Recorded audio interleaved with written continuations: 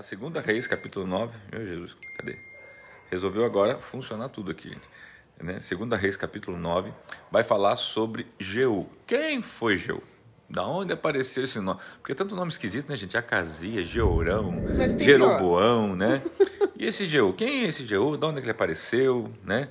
Que, afinal de contas, que ele... Então vamos ver aqui que o profeta Eliseu vai nos ensinar acerca de Jeú, tá? Então conecte-se com a gente, vamos lá, Segunda Reis, capítulo 9. Enquanto isso, o profeta Eliseu chamou um dos discípulos dos profetas. Ele disse: põe a capa por dentro do cinto, pegue este frasco de óleo e vá a Ramote Gileade. Quando lá chegar, procure Jeú, filho de Josafá e neto de Ninsi. Dirija-se a ele e leve-o para uma sala, longe dos seus companheiros. Depois pegue o frasco, derrame o óleo sobre a cabeça dele e declare: assim diz o Senhor, eu estou ungindo rei sobre Israel. Em seguida, abra a porta e fuja sem demora. Destaco para você então, o profeta Eliseu, enviando lá um discípulo dele para ir lá e falar com esse comandante. Jeú é um comandante, tá? E chamá-lo do lado e ungí-lo como rei, tá? A pergunta é, mas já não tinha rei? Então, na verdade, foi ungido outro rei? Exatamente, gente. Mais ou menos como foi lá Davi e Saul, tá? Lembra? Saul era rei ainda, Deus mandou, né? Deixa eu ver se eu consigo mudar aqui para ver se melhora, gente. Vamos ver aqui. Muito bem, muito bem. Isso.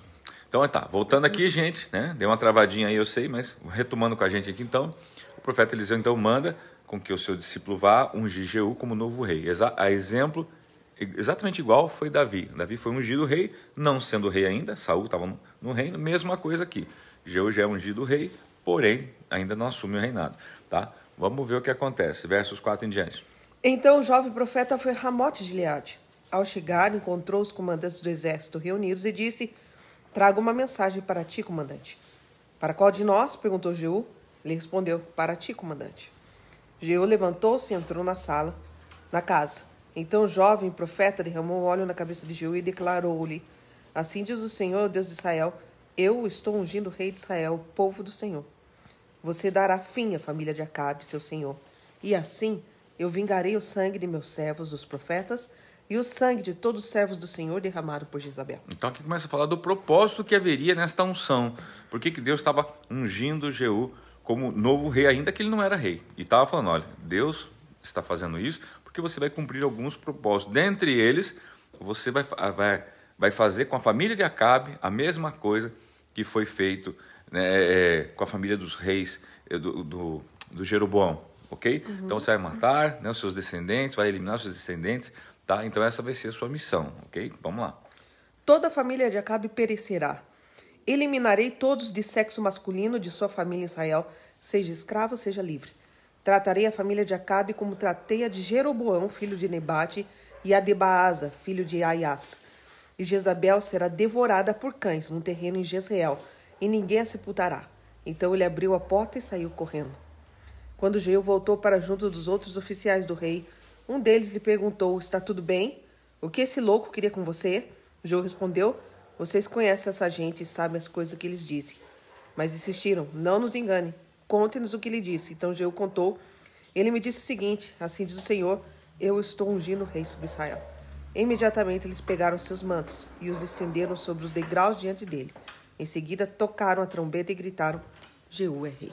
Gente, então, né, é óbvio que depois que o profeta, né, o discípulo do profeta sai, o Jeú então volta, onde ele está com os outros comandantes, os comandantes falam: o que foi dito? Ele fala: não, observa que ele não queria falar. Né, que ele, não, você sabe como é que esse pessoal é, porque assim, como você vai falar que ele te ungiu o rei, sendo que o rei está ali, né, o outro rei? Mas enfim, eles insistem, então ele conta, e nesse momento aqui, essa atitude do versos 13 aqui, que eles pegam os mantos, estendem e tal, na verdade aqui é uma confirmação para Jeú de que agora os outros comandantes, ou seja, né, quem lidera, né, o exército, está com ele nessa coisa. E todos estão entendendo que realmente é de Deus, que realmente é algo de Deus. Tá? Só tem um problema, gente, né? Porque tem o rei, né? Tem lá o Jorão, tá bom? Então vamos ver como é que vai acontecer agora essa transição, tá ok? Então Jeú, filho de Josafá e neto de Ninsi, começou uma conspiração contra o rei Jorão, na época em que este defendeu com todo Israel Ramote Gileade contra Azael, rei da Síria. O rei Jorão tinha voltado a Jezreel para recuperar-se dos ferimentos sofridos na batalha contra Azael, rei da Síria. Jeú propôs: se vocês me apoiam, não deixem ninguém sair escondido da cidade para nos denunciar em Jezreel. Então ele subiu em seu carro e foi para Jezreel, porque Jorão estava lá se recuperando, e Acázias, rei de Judá, tinha ido visitá-lo. Quando a sentinela que estava na torre de vigia de Jezreel percebeu a tropa de Jeú se aproximando, gritou: estou vendo uma tropa. Jorão ordenou: envie um cavaleiro ao encontro deles para perguntar se eles vêm em paz. O cavaleiro foi ao encontro de Jeú e disse: o rei pergunta: você vem em paz? Jeú respondeu: não me venha falar em paz. Saia da minha frente. A sentinela relatou: o mensageiro chegou a eles, mas não está voltando. Então o rei enviou um segundo cavaleiro. Quando chegou a eles, disse: o rei pergunta: vocês vêm em paz? Jeú respondeu: não me venha falar em paz. Saia da minha frente. A sentinela relatou: ele chegou a eles, mas também não está voltando. E acrescentou: o jeito de o chefe da tropa guiar o carro é como o de Jeú, neto de Ninse. Dirige como louco. Jorão ordenou que preparem-se seu carro de guerra. Assim que ficou pronto, Jorão, rei de Israel, e Acázias, rei de Judá, saíram cada um em seu carro ao encontro de Jeú. Eles os encontraram na propriedade que havia pertencido a Nabote de Jezreel. Só um minutinho, né? Antes de nós entrar na propriedade de Nabote de Jezreel. Gente, então aqui o que acontece? Agora houve então uma conspiração. Jeú se conspira, fica sabendo que está lá em Jezreel os dois reis, tanto do reino do norte quanto do sul, tá? Acázias como Jorão, tá? E agora então ele vai, né, em direção até onde eles estão, lembrando que Jorão estava se recuperando de um ferimento da guerra que ele tinha participado. As sentinelas que ficam no muro avistam, né, aqueles carros e cavalos vindo, né? Avisa o rei então manda que alguém vá a cavalo lá para saber, né, se estão vindo de paz ou não. Eles não dão conversa, esse pessoal não volta. Não fica claro para nós no tempo se eles matam essa pessoa, se simplesmente eles falam assim, ó, saiam da nossa frente, né, e vão para outro lugar, tipo, mas não se metam nisso. A impressão mataram, que matou, né? Se eles não voltam, né? E faz isso, né, outras vezes, não só uma vez, outras vezes, até que alguém fala assim, olha, do jeito que está sendo conduzido aquele carro, né, só pode ser Jeú, porque ele é meio louco. Então é interessante que ele já tinha uma fama, né, Jeú já tinha uma fama. Lembrando que Jeú era neto de Josafá, aquele bom rei lá. Lembra aquele rei? Você veja como as descendências são importantes. Você veja como Deus honra descendências, como Deus, né? Então, agora, a gente vê o quê?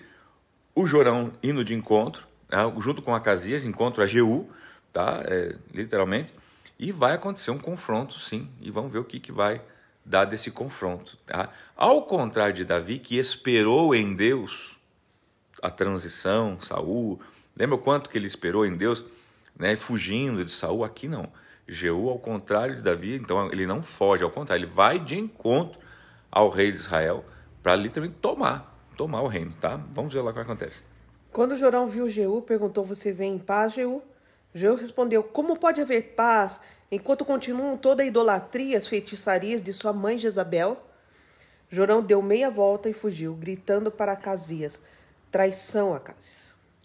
Então Jeú disparou seu arco com toda a força e atingiu Jorão nas costas. A flecha atravessou-lhe o coração e ele caiu morto.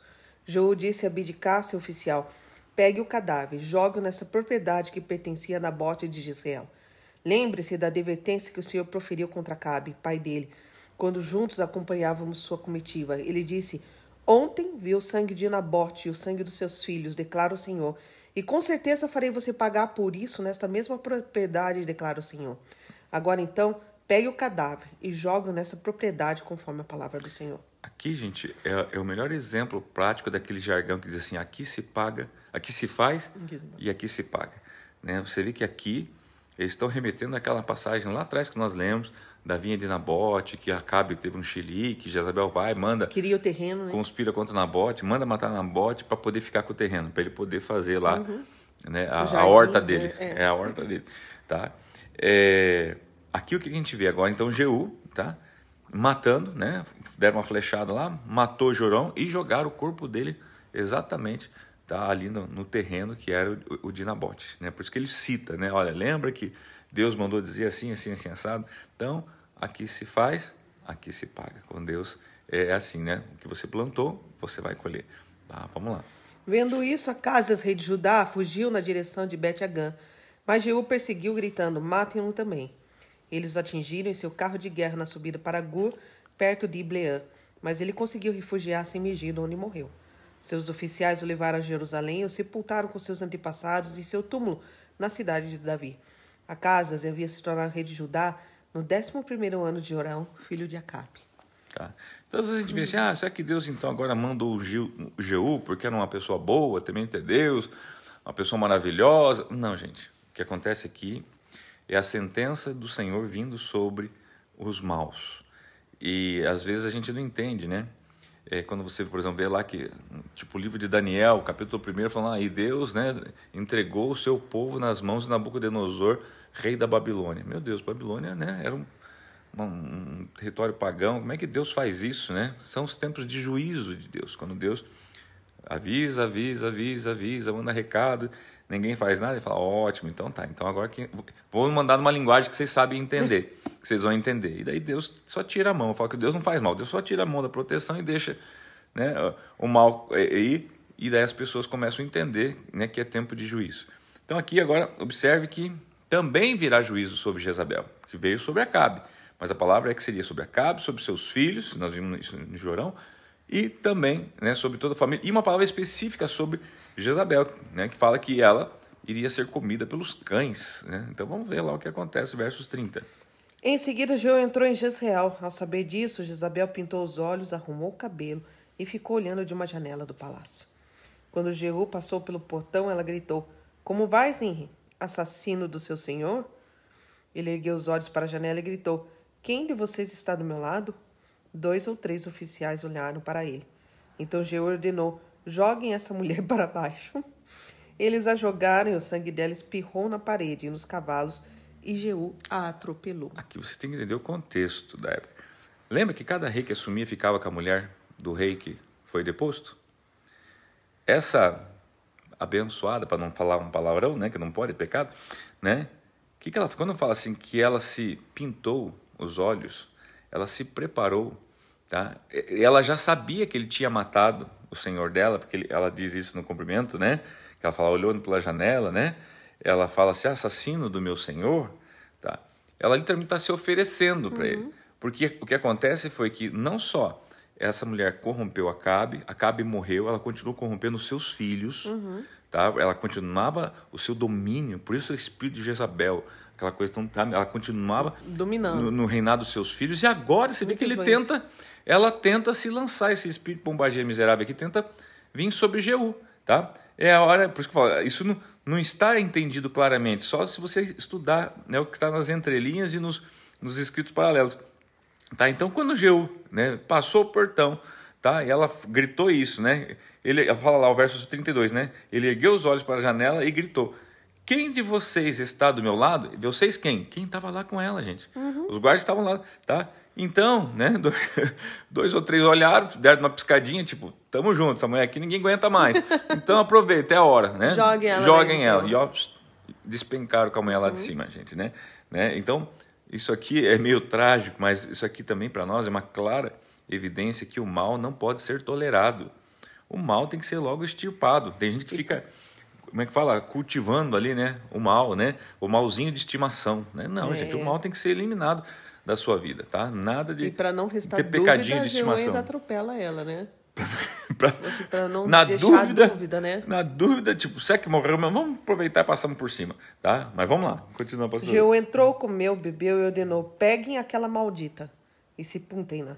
Afinal, era filha de rei. Você viu que aquele até, vamos sepultar, ela é filha de rei, porém, tinha uma palavra de Deus, lembra? Que ela ia ser comida pelos cães. Será que aconteceu isso, pastor? Que ela não ia ser sepultada, tá? Então vamos ver. Mas quando foram sepultá-la, só encontraram o crânio, os pés e a mão. Então voltaram e contaram isso a Jeú, que disse, cumpriu-se a palavra do Senhor anunciada por meio do seu servo Elias, o tesbita, num terreno em Jezreel. Cães devorarão a carne de Jezabel. Os seus restos mortais serão espalhados num terreno em Jezreel como esterco do campo, de modo que ninguém será capaz de dizer, esta é Jezabel. Será que, né? Eles tinham um carinho especial por ela, né? Agora a gente fala meio que ironicamente, né? Mas é muito sério. Sabe, assim, o grande problema das pessoas más ou que se permitem ser o instrumento do mal, porque Deus é longânimo. Então, assim, porque é aquela coisa, você mete o dedo no fogo, ele queimou, você não põe mais. Agora, você mete o dedo no fogo, Deus falou, não coloca o dedo no fogo, e você coloca o dedo no fogo, e ele não queima, você continua desobedecendo e botando o dedo no fogo, tá? Mas Deus fica na esperança de você não fazer isso, é porque tem uma palavra dele dizendo que você não deve fazer. Mas não doeu, você continua, né? E é bem o que essa mulher fez. Essa mulher, né, ela foi terrível. Então Deus agora lança uma palavra. Você vê que o Geu fala assim, aquela maldita, eles identificam ela como uma grande maldição que houve, né, no reinado do norte de Israel, gente. Essa mulher trouxe uma influência diabólica. E aqui a palavra não é contra a mulher, por favor, não entenda isso. Porque a gente não está fazendo aqui mulher, homem, não. Mas aquele espírito que dominou ela, tá? E eu digo para você, esse mesmo espírito que dominou ela, domina também. O mesmo espírito dominou Acabe, dominou os filhos, mas não conseguiu dominar Jeú, né? Porque agora chegou um tempo de justiça de Deus. E se cumpriu exatamente o que Deus falou, né? Você vê que foram procurar o corpo dela, só estava o crânio, as mãos, os pés, já tinha sido devorada pelos cães. Lembrando que estava vindo numa época de fome lá, o povo já tinha comido, né? Porque já tinha conseguido comida das Assírias, mas os animais com certeza deveriam estar com fome, né, gente? Porque para não deixar um corpo, né, ali, então imagina que eles deveriam estar também com muita fome. E assim, gente, acaba o capítulo 9, né? Os cachorros devem ter tido uma indigestão, né? Baita de ingestão. Lições para nós, né? Lições para nós, gente. Deus, ele continua no controle. Deus ungiu a mim e ungiu você para nós reinarmos. E o que é reinar para Deus? Com Deus é fazer a vontade dele, não a nossa. Que nós possamos honrar a unção que está sobre as nossas vidas, fazendo a vontade dele, não a nossa. Que esses exemplos tristes, né, tão violentos que a gente lê no Velho Testamento, tá, não sejam realidade na nossa vida. Mas, por quê? Porque vivemos outro tempo, pastor? Não, porque nós vivemos outro estilo de vida. Né? Então nós não precisamos temer, porque o nosso estilo de vida é um estilo de vida que não contemplará esse tipo de situação. Que Deus é misericordioso, ele é longânimo, mas a justiça vem, né? É justo. Ele é um Deus justo. Eu lembro você sempre dizendo, né? Às vezes a pastora via aqueles adesivos assim, Deus é fiel, né? Daí a pastora uma vez falou assim, só falta uma coisa, Deus é fiel e justo. Porque às vezes a pessoa só lê ali, Deus é fiel, dá a impressão que... Era muito comum, né? Hoje não se vê mais, mas adesivos no carro, né? Mas Deus ele é fiel, justo. sim, Deus é fiel, mas ele é justo. Então ele faz justiça. Que a justiça do Senhor esteja sobre todos nós, a misericórdia do Senhor também. E obrigado pela sua companhia hoje, né?